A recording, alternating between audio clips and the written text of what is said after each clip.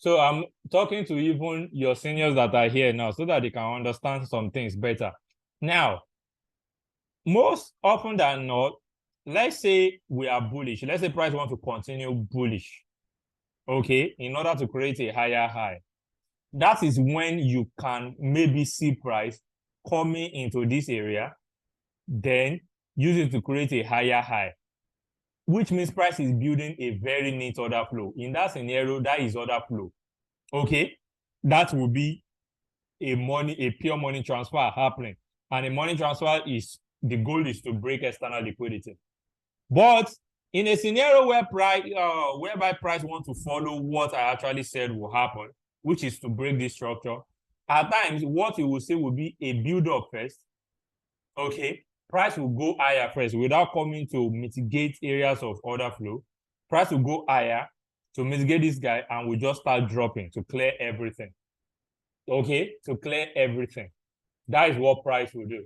So don't be surprised if price just keep maybe London tomorrow first buy towards POI or something, okay, and then drop all the likes. POI can even be here. It might not actually get to this extreme, whichever way, okay? So don't be surprised. So a momentum shift majorly is this kind of scenario for other people that are here. Let me clear this.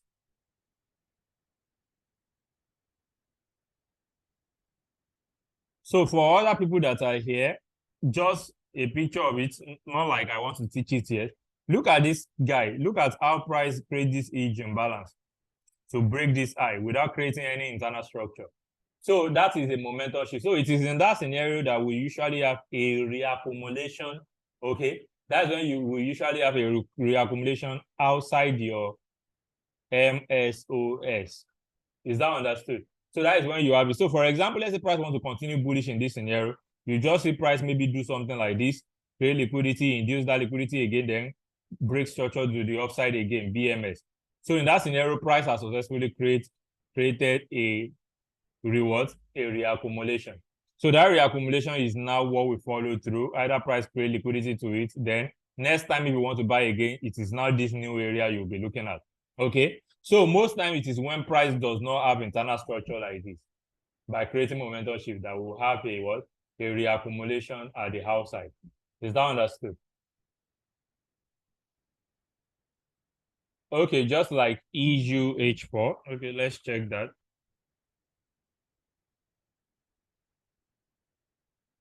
Yeah, exactly. So for EU H4 as well, so you can see EU was, yeah, I traded EU London alone today, along with my Signal people, because of all this consolidation happening here. Okay, so for example, EU as well. Yes, perfect. So for example, EU as well, you shouldn't be surprised if price should go ahead to create a distribution here, to complete a distribution here. Don't be surprised if price just get here and react a little and start blasting down, because all these lows are still what? They are still liquidity. This low right here, they are still liquidity for price. Is that understood? So don't be surprised. All these guys, this is liquidity. This low here is liquidity for this. This is our reaccumulation in this scenario. I hope you know. So this is your controlling demand on EU presently. This is the holding demand on this 4-hour time frame. Okay. So any shift against structure will clear all these guys up to here. It will clear it. Do you understand, Austin? Any shift against structure. So don't rely too much on this demand. This demand is weak. This demand that is happening here presently is weak. Don't rely on that demand. So don't be surprised if price just gets here, though, because it looks valid, price may use it as just a minor trade. Is that understood? So price may use it as minor trade, but the moment you see a shift here, especially a momentum shift against this demand, that will become what we now call what? Sell side imbalance, buy side inefficiency. Okay, so which means the sell side has now taken over, and then we now have some kind of protected imbalance here, and we should just be looking for sales. So the only thing that will happen here is that this will just cause a reaction here, because what price is seeking is all this low. The controlling demand is this area here. This is what price is coming for. If price wants to continue bullish again, then this will be the holding demand. This will be the major holding demand to continue. Is that understood? So that is that. So any other question before I proceed? I hope everything is interesting and you guys' eyes are opening. Any other question before I proceed?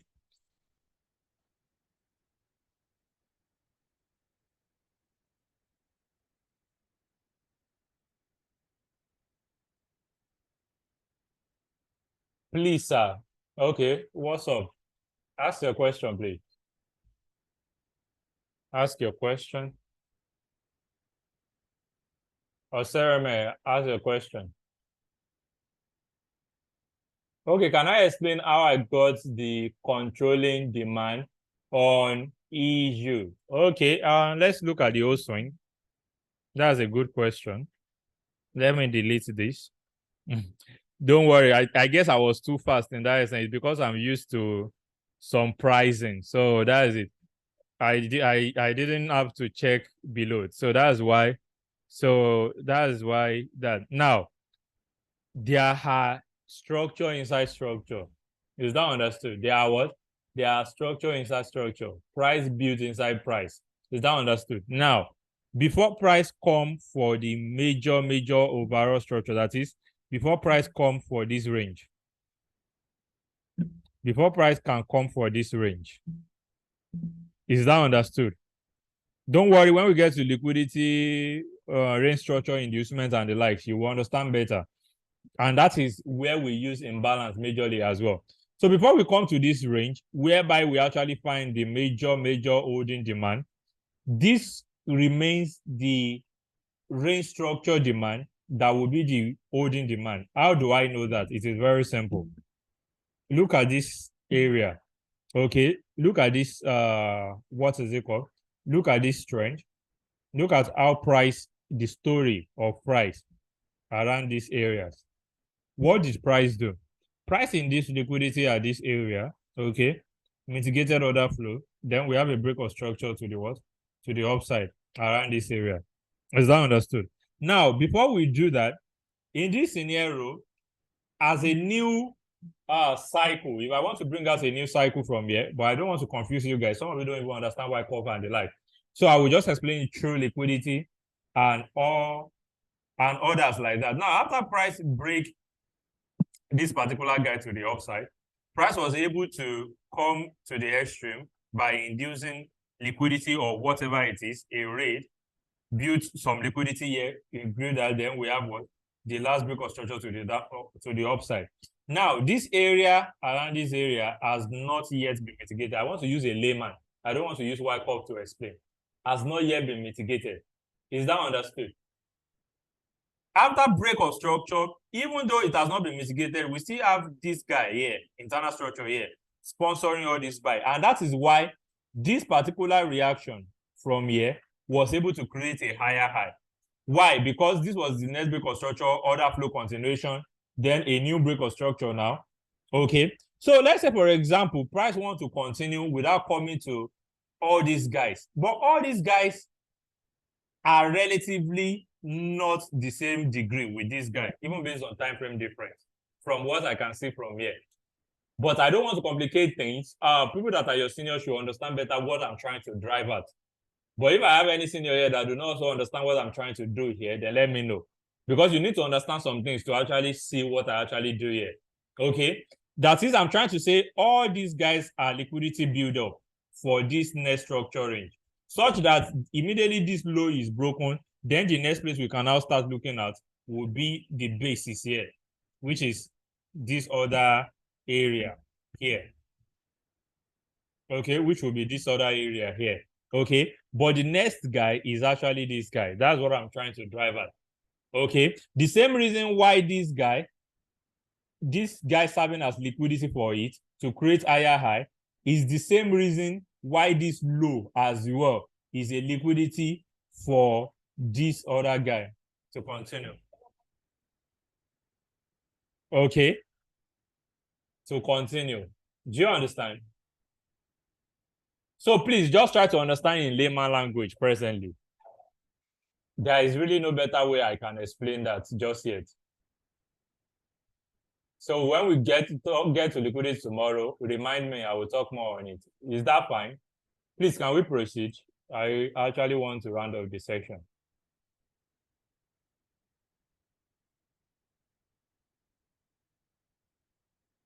Can we proceed? Hello, can you guys hear me? Are you guys still with me?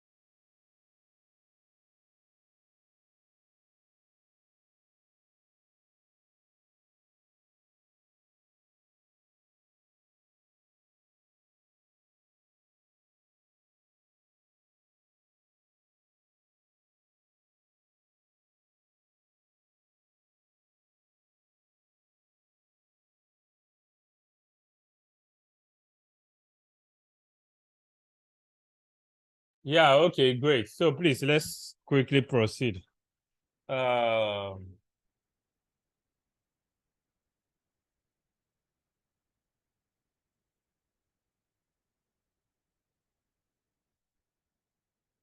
Okay, so let's proceed. What do we have next? What do we have? What do we have? So we have zones and cores. Okay. So zones are cores of pricing. So zones are cores of pricing is only talking about we have what we call we have three different zones. Okay, so we have the primary zone. We have the primary zone. Primary zone. And also I want to say this. Please, you guys are not doing assignment. Actually, automatically you always have assignments, please. Automatically. Immediately we end class and you watch the video, you have to do assignment on that. That is, try to identify whatever has been taught and all, so that you can be corrected. Then you send it to the group so that you can be corrected to ensure that you are getting it right. So you don't want to pile things up till the final day. So please, automatically you have an assignment, please. Okay. So we have what's primary zone. We have the secondary zone. Okay, so we have the primary zone, the secondary zone, and what is it called?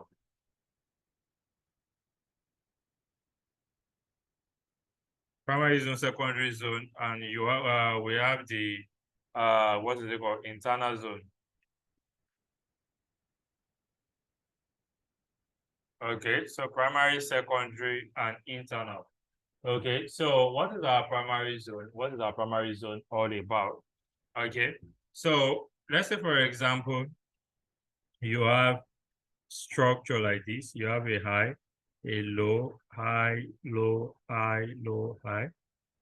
Price was bullish initially, okay, such that let's say this was our external liquidity, EL, the major external liquidity, EL. So, and then you have this break of structure, and then before price later come to break your external liquidity. This is how price works, okay? So, an initial uptrend, then a break to the downside. Now, before price finally reach this external liquidity, this particular low here, that price press rate that shows the intent that, oh, price is now ready to reach this external liquidity, is what we call minor break of structure. Though in some cases, this low could be liquidity. We will get to understand that better when we get to liquidity and liquidity traps tomorrow. But for now, we assume that this is a true minor break of structure. So that is, there is a true minor break of structure. So we have minor break of structure here, okay? Before price break your external liquidity, provided is your external liquidity, you already know what external liquidity looks like, okay? So the area from where your minor break of structure is to the peak, that is to this high, is what we call primary zone. Is what we call what? Primary zone. Okay. Same thing in a bullish scenario. So let's say, for example, we have something like this, such that this is our external liquidity, EL, and then before price later break our external liquidity. So such that this is now our minor break of structure. This I right here is the minor break of structure that shows intensity that we are ready to go up. So from their high straight up to the lowest low, okay, so is our primary what? Is our primary zone. Okay, it is as simple as that. That is our primary zone. So it's just identification.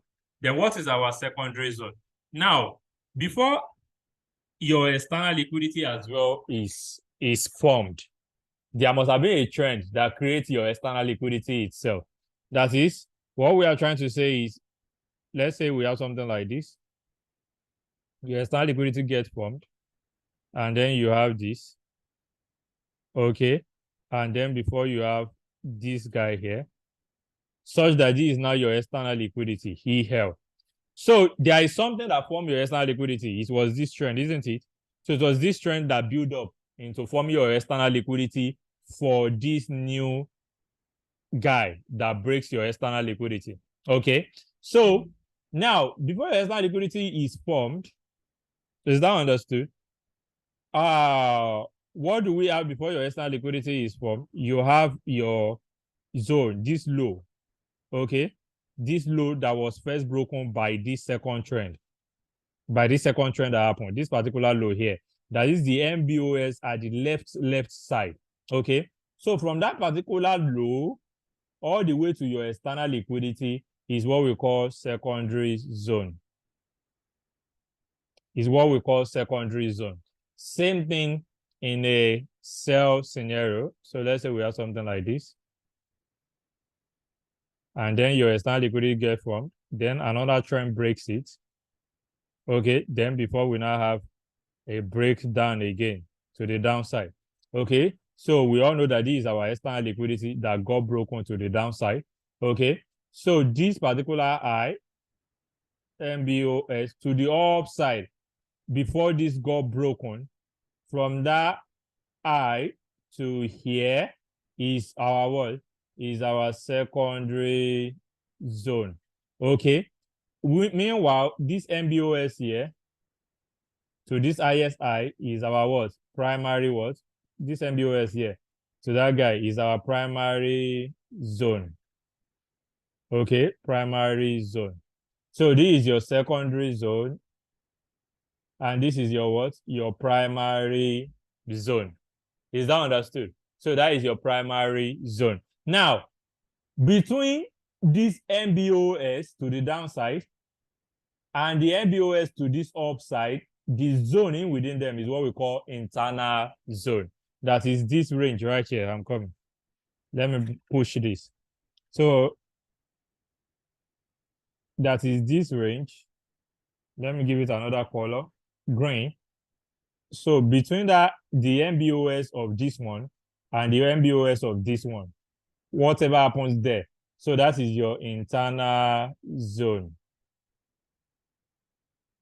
So that is your internal zone. So our primary zone, the first MBOS before price breaks external liquidity. Secondary zone, the MBOS that created external liquidity itself. Internal zone, the two MBOS, the zone, the area between them. A zone is an area, isn't it? So a zone is majorly an area. So that guy here is the internal zone. Is that understood? So let me draw a bigger picture that combines the three. Okay, for both buy scenario and sell scenario, so as to perfect the teaching. So we have something like this. Price breaks down. Okay. Oh, then we have this. Okay. So, and then before price continue, doing this. So this is our external liquidity here. EL, external liquidity. Okay. This is the MBOS for external liquidity. So between this area here that I outlined to the external liquidity, that will serve as our what? Secondary zone. So let me give that red. Secondary zone. Okay, so that is our secondary zone. Okay, then for this guy, before price going to break external liquidity, we have price break this high. The first high price break, MBOS, okay, to the lowest low here. So that guy right there is the primary zone. Primary zone. Okay, while the little guy between them, between this line and this line, this small guy, this small zone between them is internal. Okay, internal zone. So that is just it. Nothing serious. So let's look on our chart and identify that. And then we can call it a night. Okay, so and then we can call it a night. Uh,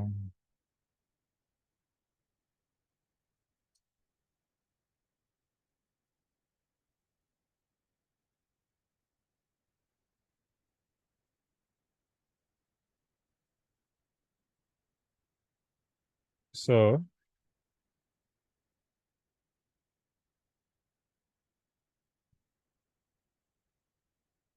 I want a scenario where we have a good a lot of internal structure, whatever thing. Okay. So let's look at this guy, for example. So let's look at this guy, for example. So let's say this is our external liquidity that I want to reference to, EHEL, very important. Okay. So before our external liquidity gets formed, okay, there was a trend. Now, for now, like I said, I'm just assuming the first low or high.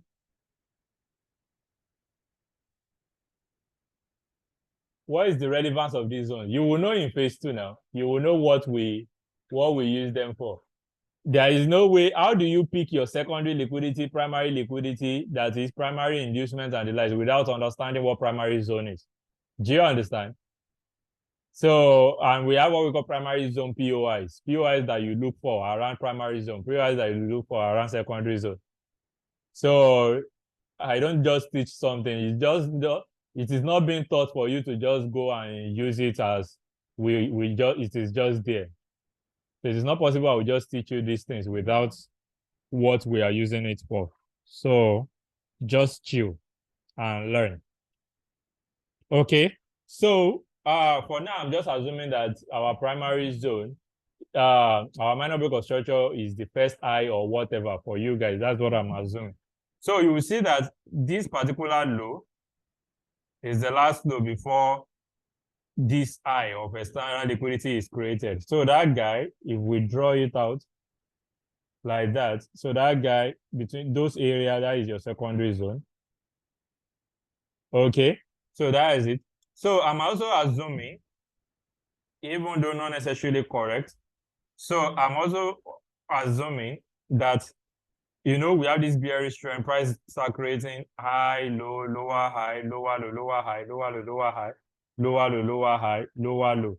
Okay. So we're also assuming that this particular high here is the MBOS to the upside from this scenario to this low.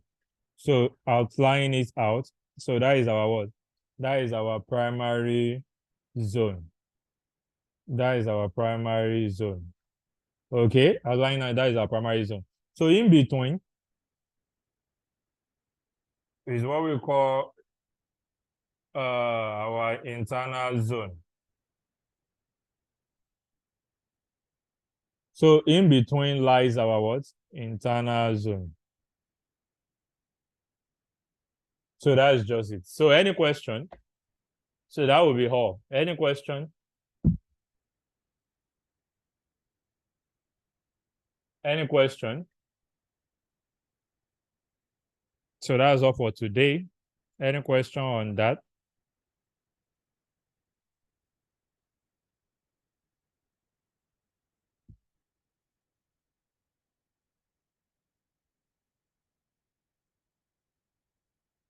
Okay.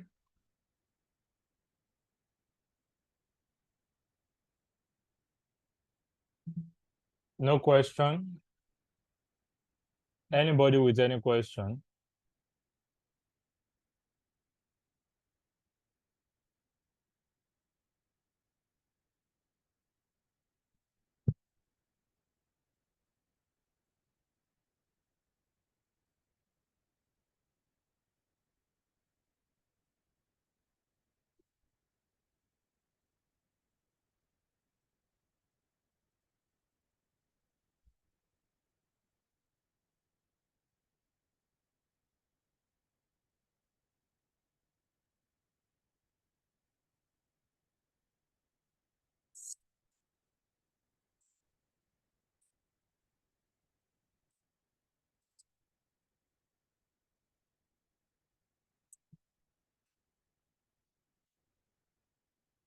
Okay, the assignment I would like you guys to send back.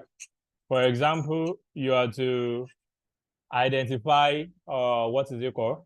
You identify your controlling demand and supply, and also majorly you are to identify secondary zone, internal zone, primary zone. Please don't do all the assignments on a single chart. Not the one that you identify secondary zone for me on the same chart with primary zone, on the same chart with internal zone. And you will now still on the same chart be showing me controlling demand and supply. Don't do that.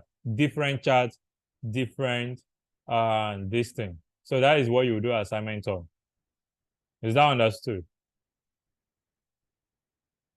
All right. So with that, I think we can call it a night.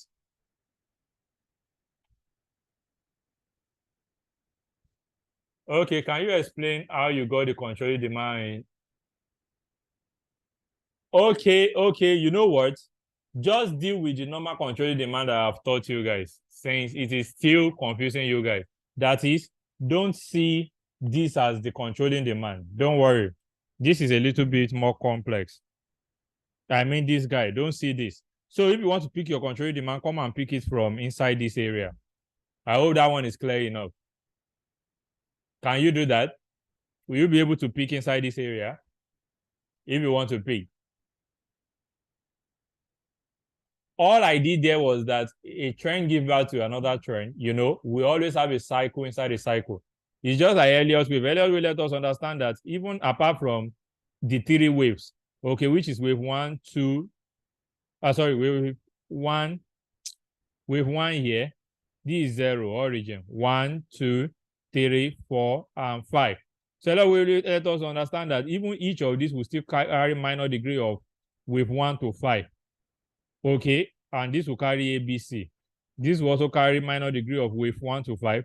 This will also carry minor degree of wave 1 to 5. That is just the explanation of what I did. So I picked a controlling demand from a what? From another degree of movement. Do you understand? From a lesser degree of movement. The major degree of movement, from the origin, is from this low to where we are presently. That is the cycle of movement. But inside it, within this area, so I pick another degree of movement, of controlling demand. So that's what I did. So that may be a little bit complicated for you. So just work with the major trend for now. So after I've explained every other thing, then we can come back to the question. Just always note, I told you guys to have a book and pen with you. So just always note any question you want to ask down so that you won't forget. Especially on Saturday that we'll be doing majorly Q&A. So just note that.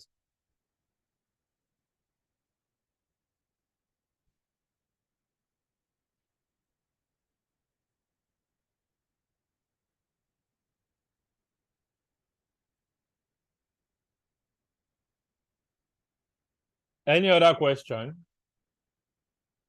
before I round up?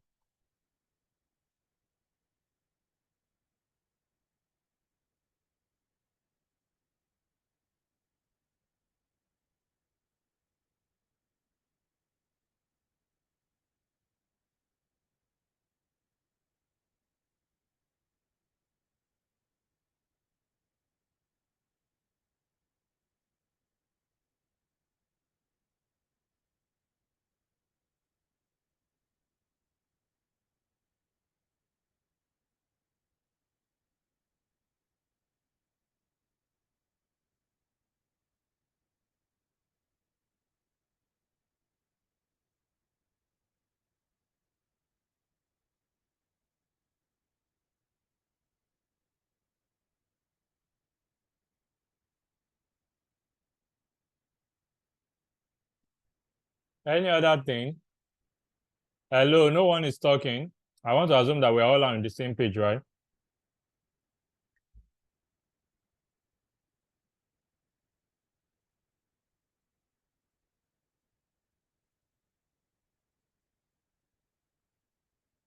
All right. So have a great night rest, you all. Bye.